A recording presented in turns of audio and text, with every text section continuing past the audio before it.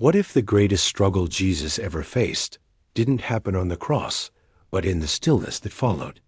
We all remember Friday, the crown of thorns, the nails driven deep, the words that shook the heavens. It is finished. And we celebrate Sunday, the stone rolled away, the empty tomb, the victory of resurrection. But have you ever stopped to wonder about Saturday? That silent day between agony and glory. Scripture suggests that Jesus wasn't simply lying in the grave, waiting for dawn. He was moving, working, conquering in the unseen. While the world thought all hope was lost, the Son of God was waging war in the Spirit, breaking chains, defeating darkness, and preparing to rise. This isn't just about theology. It's about warfare. It's about victory. It's about what Jesus accomplished when no one was watching, when the world thought all was lost, and when the silence seemed louder than any sermon. Between the thorns of Friday and the stone of Sunday, something happened that shook the realms beneath the earth. A cosmic battle unfolded where time held its breath. Jesus didn't just die and rise, he descended. And where he went, no one had ever returned from in glory. Until now. Luke chapter 23 verse 46 tells us that Jesus gave up his spirit. But where did it go? And why does Peter say that he preached to spirits in prison? Why does Paul describe him as descending before ascending? There's a mystery hidden between the verses, a sacred echo that spans from Genesis to Revelation. And if you miss it, you miss one of the most powerful revelations of the gospel, because what happened between the cross and the resurrection wasn't a pause, it was a proclamation. And later in this video, we'll uncover what Jesus actually did in those 3 days, and why it matters more than most believers realize. We'll explore the realm he entered, the souls he encountered, the victory he declared, and the keys he took back. So stay with me. The silence of Saturday isn't empty. It's holy ground, and in the next few moments you'll see why it just might be the most overlooked battlefield in all of Scripture. When Jesus breathed his last on the cross, he didn't vanish. He didn't disappear into the clouds. His body lay in the tomb, yes, but his spirit had a destination, and his first stop wasn't heaven. Luke chapter 23 verse 43 records the words Jesus spoke to the thief beside him. "Truly I tell you, today you will be with me in paradise." It's one of the most comforting verses in Scripture, but also one of the most misunderstood. Most assume that paradise means heaven, but biblically, the word has a very different meaning. Jesus was referring to something else entirely, a realm the ancient Jews knew well, a place not of punishment, but of promise. A realm they called Abraham's bosom. Sheol wasn't like the fiery hell we imagine today. It was more like a vast underground realm, a waiting room for souls. Imagine a great chamber split in two. One side held torment, the other peace. A great chasm stood between them, uncrossable, just as Jesus described in Luke chapter 16, verses 22 to 26. It was a place where the righteous and the wicked waited, side by side, yet forever divided. That place of comfort was paradise. It was where the faithful, like Abraham, Isaac, Jacob, and the prophets, waited for redemption. They died believing in the promises of God, yet had not seen them fulfilled. And when Jesus gave his life, he went to them first. He didn't wait to begin his victory. He walked straight into the realm of the dead, not to be silent, but to be seen. This was stage one of the descent, not hell, not punishment, but proclamation. The Messiah, the one they had longed for, had come. Imagine what that moment must have been like. The gates of Sheol trembled as the Son of God entered. The righteous dead, who had waited for centuries, finally beheld the fulfillment of every prophecy, every promise, every whispered hope. They weren't forgotten. Their faith wasn't in vain.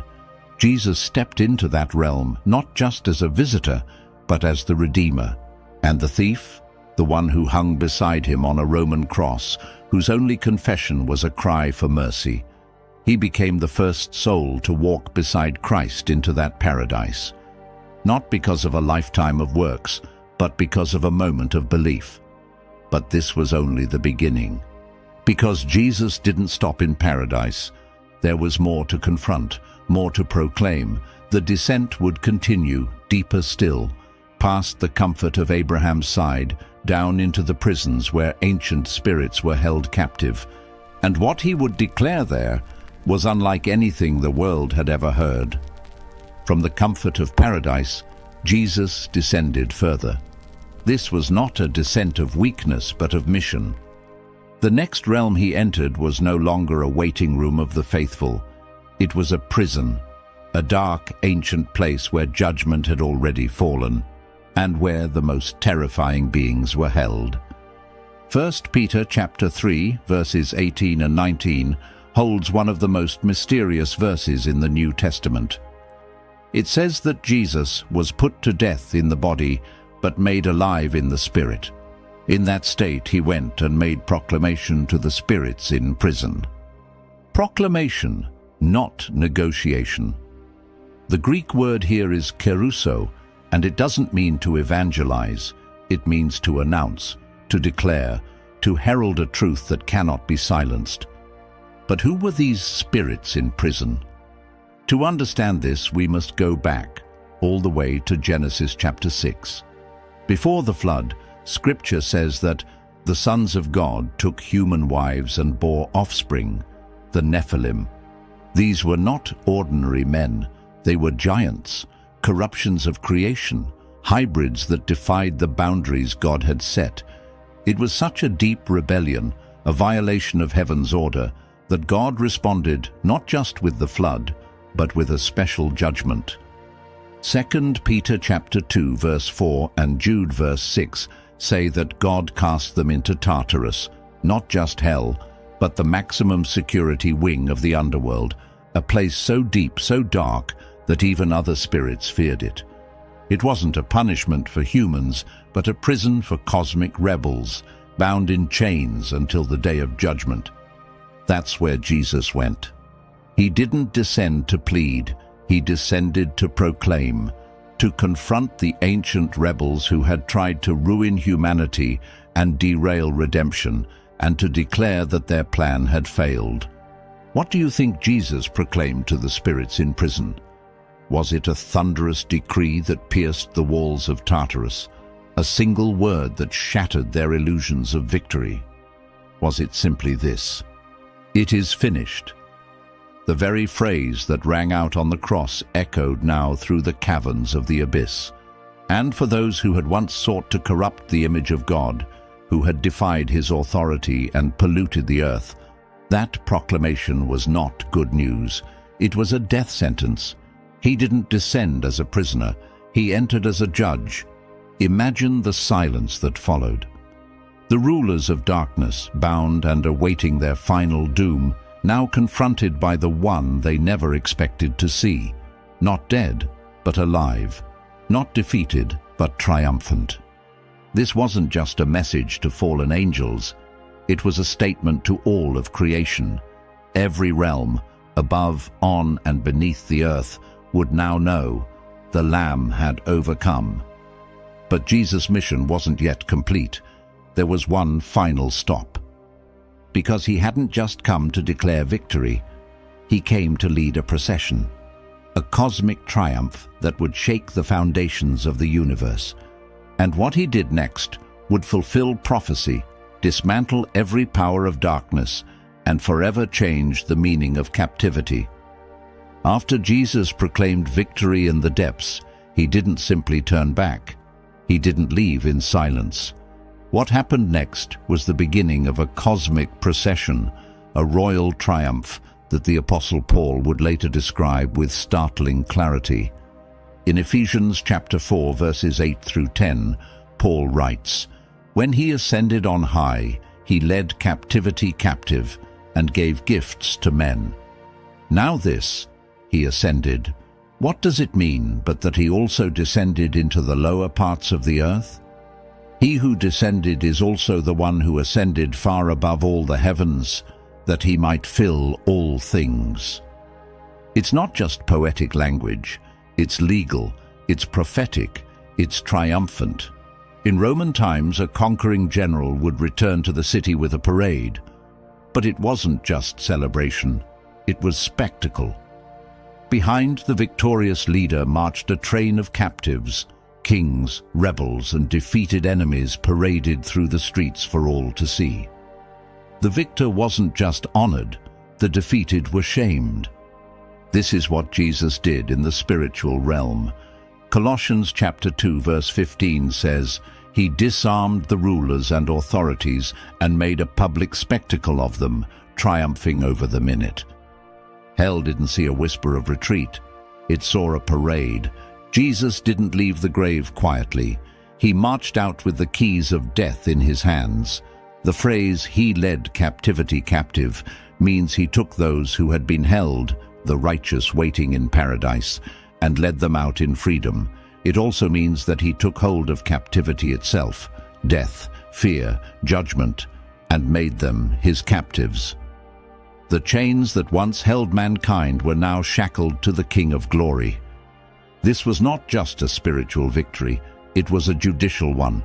The cosmic courtroom had convened. The accusations of Satan had been answered. The law had been fulfilled. Sin had been judged. And the sentence had been served, not by the guilty, but by the spotless Son of God. The tomb, once a symbol of finality, became a gateway of conquest. What looked like defeat was now the greatest reversal in history. And don't miss this, the gifts he gave to men, the spiritual gifts we now walk in, the authority we now carry, the freedom we now live in, all flow from this moment, from this victory, from this descent and resurrection. But the story isn't finished yet, because the timing of it all, the 3 days, wasn't random. It was written into the fabric of Scripture long before Jesus ever walked the earth. And when we look closer, we'll see that even the silence had a pattern, and it was prophesied. Why 3 days? Why not one? Why not a single night in the grave before rising in glory? Because nothing in God's plan is accidental. The timing of Jesus' resurrection wasn't delayed, it was deliberate. Every hour beneath the stone was written in the script of redemption long before the cross was ever raised. Jesus himself pointed to the pattern. In Matthew chapter 12, verse 40, he says, "For just as Jonah was 3 days and 3 nights in the belly of the great fish, so will the Son of Man be 3 days and 3 nights in the heart of the earth." That wasn't metaphor. It was a divine timestamp, a prophecy hidden in plain sight. Jonah, the reluctant prophet, was swallowed by death, but not consumed. And when he emerged, it wasn't just survival, it was salvation for an entire city. That pattern was not just poetic, it was prophetic. But there's more. Hosea chapter 6, verse 2 declares, "After 2 days he will revive us. On the 3rd day he will raise us up, that we may live before him." These words were spoken centuries before Jesus walked the earth, but they echoed through time, pointing to a resurrection that would not just restore one man, but all who believe in him. And go back even further to Genesis chapter 22, verse 4. Abraham, walking with Isaac, the son of promise, reached the place of sacrifice on the 3rd day. For 3 days, Isaac was as good as dead in his father's heart. But on that 3rd day, God provided a substitute, a ram caught in the thicket, and the son was spared. The 3rd day isn't random. It's the moment when death is confirmed and hope explodes. In Jewish burial custom, death was only considered fully settled by the 3rd day. By then, corruption had begun. The soul had departed. No hope remained. So when Jesus waited until day 3, it wasn't because he needed time. It was because the world needed certainty. God wasn't stalling. He was confirming death so that no one could deny the resurrection. Even in the silence, prophecy was being fulfilled. Even in the stillness, every tick of time was declaring, "This is exactly what was promised." The third day was not just a deadline, it was a declaration. But something else was happening in those 3 days. While the world mourned and the disciples hid, Jesus' body lay still in a borrowed tomb. And yet, his spirit was still moving, and what looked like stillness from the outside was anything but quiet in the realm no eye could see. The stone was rolled in place. The tomb was sealed. To the eyes of man, the story had ended. There lay the body of Jesus, lifeless, bruised, still.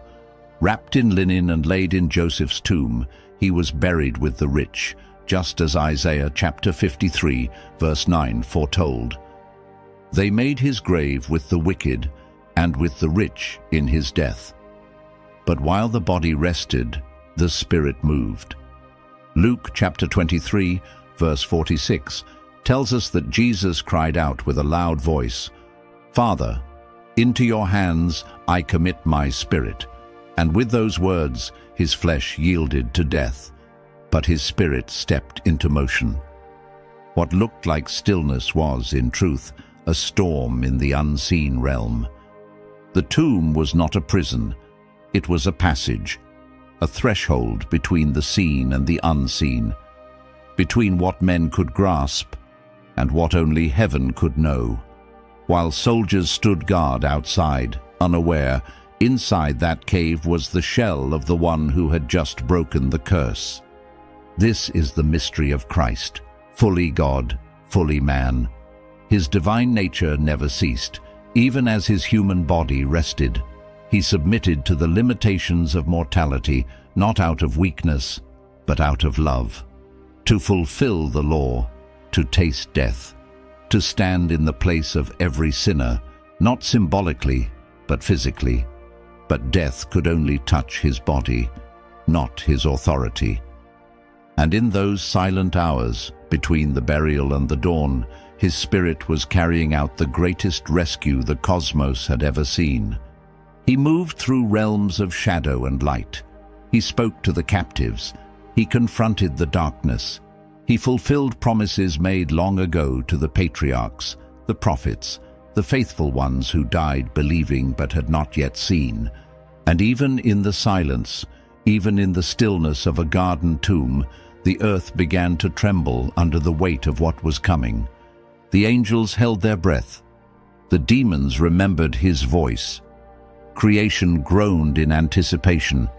Because this wasn't a passive moment, it was power wrapped in stillness, thunder hidden beneath linen, glory veiled by stone. We often speak of the cross, and we celebrate the empty tomb, but we forget that in between them, heaven was moving with purpose. The Lamb who had been slain was already fulfilling what no eye had seen, no ear had heard. And the early church? They understood this. They didn't skip the descent. They declared it. Because they knew what too many have forgotten. To the early church, the descent of Christ wasn't speculation. It was sacred truth. Long before modern sermons sanitized Saturday into silence, the first generations of believers held fast to a deeper understanding that between death and resurrection, Jesus descended into the depths with divine purpose. You see it in the Apostles' Creed, one of the oldest and most universally accepted declarations of Christian faith. Right after affirming that Jesus was crucified, died, and was buried, it boldly states, he descended into hell. Not as myth, not as metaphor, as truth. Church fathers like Irenaeus, Athanasius, and Augustine echoed this belief. For them, the descent was not a theological footnote. It was a cornerstone, a cosmic event that affirmed Christ's authority over every realm, not just heaven and earth, but the place of the dead itself. They didn't see Saturday as a pause, they saw it as a proclamation. For the early church, this was not about idle time, It was about fulfilled prophecy, completed justice, and unveiled glory. The descent meant Jesus truly conquered everything that held us captive: sin, death, and even the silence of the grave. So why then has this truth faded from so many pulpits? Why do modern churches rarely speak of Christ's descent into the realm of the dead? Is it discomfort, complexity, or have we simply forgotten that victory doesn't always come with a trumpet blast? Sometimes it's whispered into the shadows and roars through eternity. The early believers didn't need to see the empty tomb to believe the battle was already won. They understood that when Jesus said, "It is finished," it wasn't a signal to stop watching. It was a cue to look deeper. They trusted the descent because they trusted the scriptures. They saw it woven into Peter's letters, into Paul's teachings, into the gospel's subtle details. They knew the grave wasn't the end of the story. It was the scene of a divine invasion, and maybe that's a truth we need to recover. Not just the Christ who died and rose, but the Christ who entered every place we fear and filled it with purpose. Because the descent of Jesus isn't just a past event, it's a present hope. And for many of us, that's exactly where we're living. We love Fridays because we understand the cross. We celebrate Sundays because we've seen the empty tomb. But most of life is lived on Saturday. It's the space between what God promised and what we have yet to see, between grief and glory, between surrender and breakthrough. It's the ache of waiting when heaven feels silent and nothing seems to move. Have you ever been there? Where the prayers seem unanswered, the pain goes unhealed, and the future feels wrapped in stone. That's the Saturday we all live in, and here's the truth that changes everything. Jesus has been there. He entered the silence so we would never face it alone. He stepped into the gap so we would know it is not empty, that in the very place where hope seems buried, resurrection is already at work. Holy Saturday is not a day we skip over. It's the ground where faith grows. It's where Mary waited, where the disciples wept, where questions outnumbered answers. And yet, it was also the day where the greatest work was being done, not in the open, but in the unseen, not on the stage, but in the spirit. While his body rested, his mission advanced. While the stone sat heavy, heaven's plan moved forward. And the same is true for us. Because some of you are walking through a Saturday right now, a season of stillness that feels like loss, a silence that sounds like abandonment, but it's not.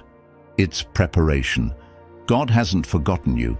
He's fulfilling something deeper, something that doesn't just answer your prayer, it transforms your soul. The early church called this the harrowing of hell, not because hell defeated him, but because he stormed it. And now, every time we step into a dark season, we walk in the footsteps of one who has already been there and overcome it. So don't mistake silence for absence. And don't assume that the tomb means the story is finished. Jesus transformed Saturday. He turned the waiting into warfare, the silence into a signal, the grave into a gate. And if you find yourself between the thorn of Friday and the stone of Sunday, don't lose heart. Because the next part of the story doesn't begin with noise. It begins with light. It begins with the earth trembling beneath your feet. It begins with the impossible being undone, not by your effort, but by the one who holds all power, even in stillness. The stone will move. And when it does, it won't just be Jesus walking out of that grave. It will be you too. What happened between the cross and the resurrection wasn't silence, it was invasion. Jesus descended into the very heart of death, not as a victim, but as a victor. He entered paradise to embrace the faithful. He proclaimed judgment to ancient rebels. He shattered the grip of the grave and returned with the keys in his hands. Every realm bowed, every prophecy echoed, every power trembled. He didn't rise alone. He rose as the firstborn from the dead, so that you too could follow. So let me ask you, what Saturday are you still waiting in? What tomb still feels sealed shut in your life? Because the same Jesus who walked out of his grave is the one who walks into your silence. He knows the waiting. He knows the sorrow. But more than that, he knows the ending. And if you're in the in-between, if your story feels stuck between promise and fulfillment, don't lose faith. The descent was real, the battle was fierce, but the outcome was never in doubt. Now is the time to remember what the early church knew, that Jesus fills all things, that even the grave wasn't godless, that even death was not beyond his reach. If this truth has stirred something in your heart, share it. Revisit the scriptures that speak of these mysteries, not with fear, but with awe. And if this brought light to your darkness, subscribe, because what's coming next will build your faith even deeper. Because the tomb didn't just open to let Jesus out, it opened to let us follow.